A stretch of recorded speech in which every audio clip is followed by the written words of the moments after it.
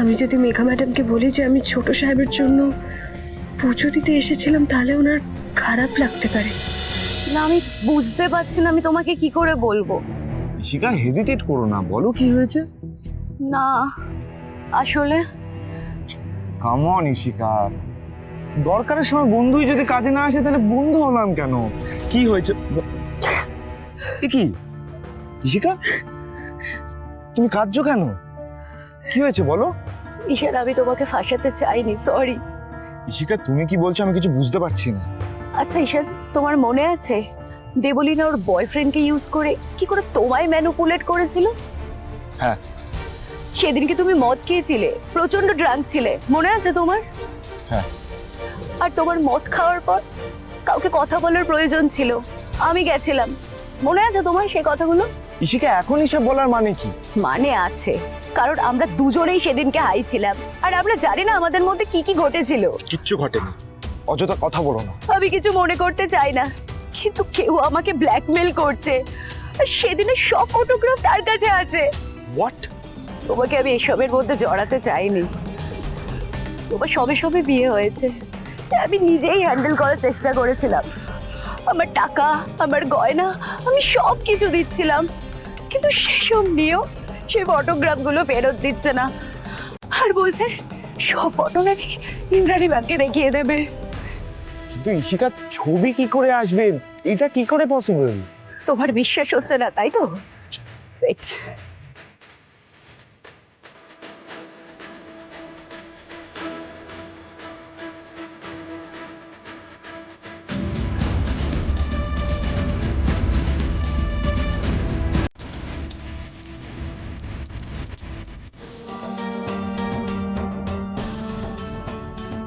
এই ফটোগ্রাফ কে তুলেছে, কেন তুলেছে আমি কিচ্ছু জানি না। কে তোমাকে ব্ল্যাকমেল করছে? তার নাম কি? না, আমি কিচ্ছু জানি না। আমাকে বারবার বিরক্ত করছে। আমি যতবার নাম্বার চেঞ্জ করছি সে ঠিক আমাকে খুঁজে বার করছে। আচ্ছা ইশিকা, কাম ডাউন ইশিকা, কাম ডাউন। এ নাও, এটা দিয়ে চোখের জল মুছে নাও। দেখো ঈশান, আমি তোমাকে বিরক্ত করতে চাইনি, কিন্তু এছাড়া আমার কোনো উপায় ছিল না। ঠিক আছে, ঠিক আছে ইশিকা, এখন আমাদের ঠান্ডা মাথায় কাজ করতে হবে। যে তোমাকে ব্ল্যাকমেল করছে তাকে আমি টাকা দিয়ে চুপ করিয়ে দেবো। তুমি শুধু একটা কাজ করো, ও যদি আবার ফোন করে তুমি আমাকে জানাবে, কেমন? তুমি ভয় পেও না, ঠিক আছে? থ্যাংক ইউ ঈশান। কেন? আসছি তাহলে।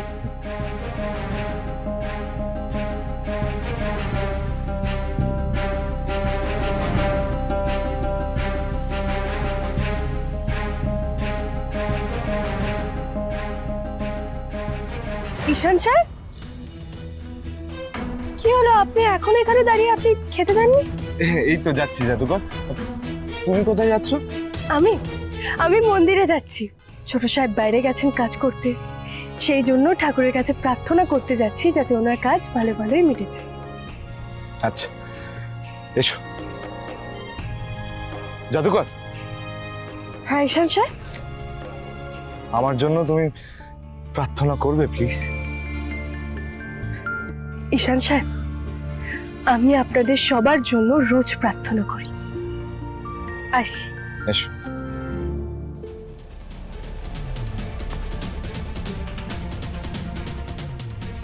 এবার কিভাবে আমি সবটা সামলাবো?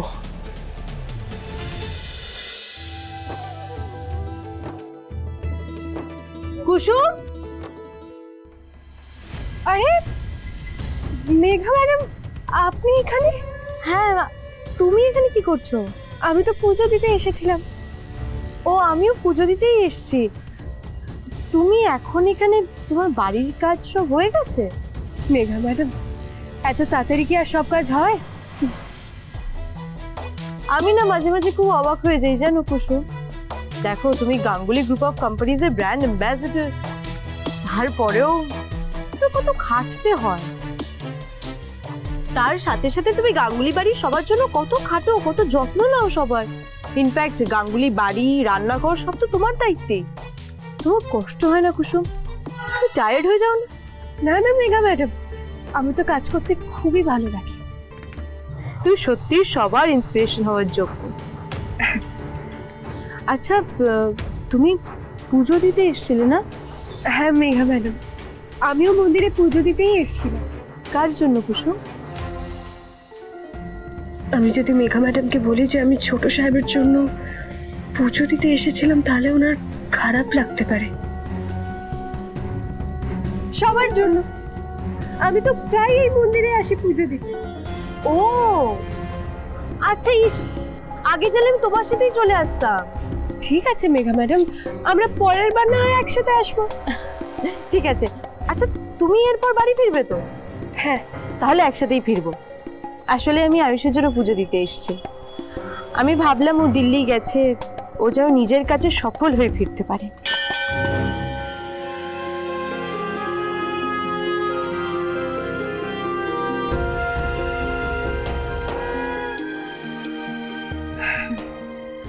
মেঘা ম্যাডাম, আপনি মন্দিরে প্রার্থনা শেষ করে আসুন, আমি অটো ধরে চলে যাই। কেন?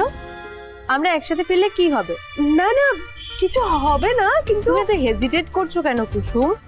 আরে বাবা, আমি তো ভেবেছিলাম আমরা বন্ধু হয়ে গেছি। তোমার এই বন্ধুর এইটুকু রিকোয়েস্ট তুমি রাখতে পারবে না? মেঘা ম্যাডাম, আসলে বাড়িতে সত্যি অনেক কাজ পড়ে আছে, আর বাড়িতে গিয়ে দুপুরে রান্নাও করতে হবে। দীপালি পিসি নিশ্চয়ই আমার জন্য অপেক্ষা করছে, দেরি হয়ে যাবে। আরে বাবা, কাজকর্ম তো চলতেই থাকবে, বাট আমি চাই তুমি আমার সাথে ফেরো।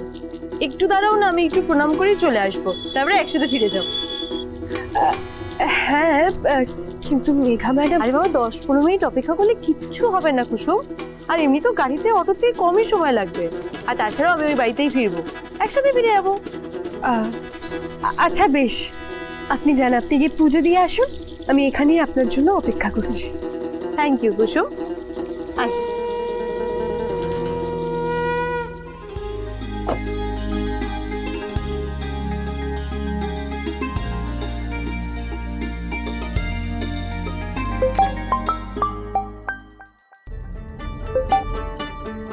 হ্যালো ছোট সাহেব, বলো কুসুম।